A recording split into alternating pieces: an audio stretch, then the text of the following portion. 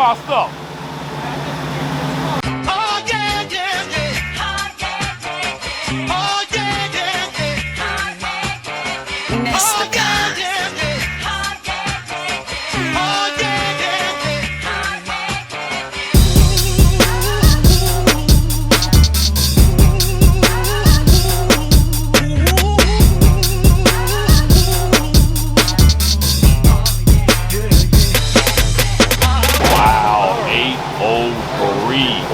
All right, what's happening, everybody? It is your boy Kendall Sean with the world famous Blue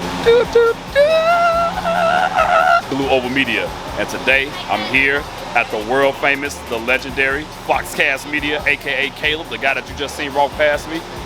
I'm here at this horsepower challenge. We'll show you all a few things. I just seen my man Brian. I just seen his car on the dyno, and when I tell you, amazing. The event is already amazing. Everybody hasn't even got here, but man, you're looking at the first car to go on the dyno, and he's already set the standard. And so he's already set the standard a lot. So bottom line, everybody else that comes up, for me, it's going to be the slow car challenge. For everybody else, it's going to be the fast car. But that is a fast, bleeping car right there. And so you all stay tuned. I'm going to show you what we just did to my car to get this car ready for the dyno challenge. We pray mine don't blow up.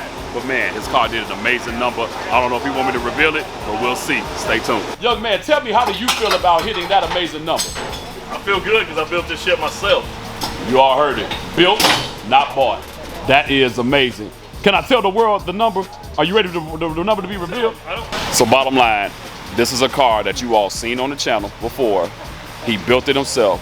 He put a newer supercharger on, and he just made his first pass. He just made 803 to the rear tire on a real dyno. This is not a fake dyno. This is the real deal right here. And so when you see that type of number to the rear tire, you already know it's fast car stuff here. And so, like I said, the slow car challenge, I'm going to be a part of that. So stay tuned, man. We hoping my car get 225 to the rear wheels.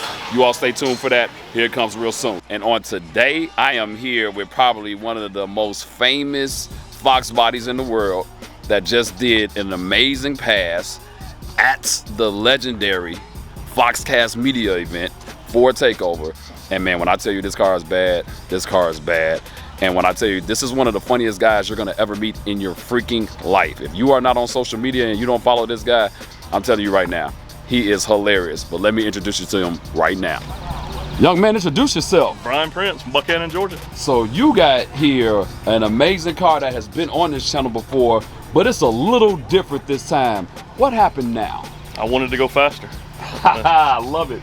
And you're one of the guys that built his own car. Yes, sir. Everything myself. So tell me about the setup that you have on here now. New setup for this year is a sleeved L&M block. Wow. It's got a billet crank in it. Wow. Molnar rods, Manley pistons, CNC ported Gen 2 heads. It's got some L&M cams and a big Gen 5 Whipple sitting on top of it. Wow. So this today was your first pass since doing all of this, and you were literally doing this to the wire.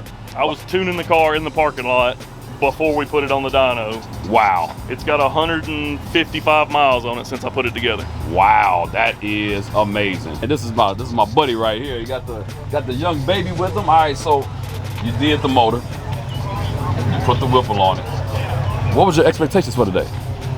After this week, I just wanted to be able to load it back on the trailer and go back to the hotel and have fun with it. But realistically, I wanted anything more than 700 horsepower. 700, man. So tell us a little, so I'm not, as it relates to the Whipples on Coyotes, tell us a little bit, what's the difference between this one and the one you had before? The one I had before was an older model, a Gen 2 2.9 Whipple. This is a Gen 5 3-liter Whipple. Nice. Yeah. I love the Gen 5 3-liters. I'm a big fan, as I have one on the, But the thing is that, man, you also have this motor built. What all did they do to the motor? I built it all myself. Oh, you did? Everything. Assembled it, got the parts, assembled it, did any machining that I needed other than the sleeves and the block. Everything else was done by me in my shop. Wow, nice. It's got a sleeved L&M block in it.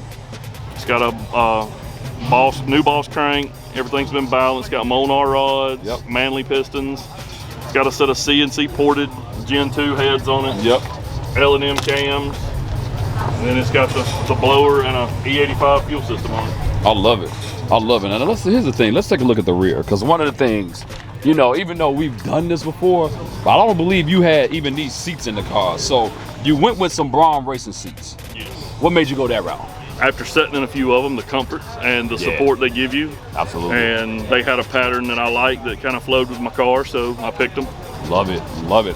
And I mean, the ones that you chose, they actually flow with the car amazingly. I think that's simply amazing. I see you got the computer there to keep it tuned.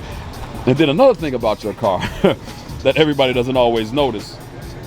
Anytime you have a chute on the rear, it's a pretty fast car. Now, one of the things that I think is key, you also mini tub this. What was the process of even doing that?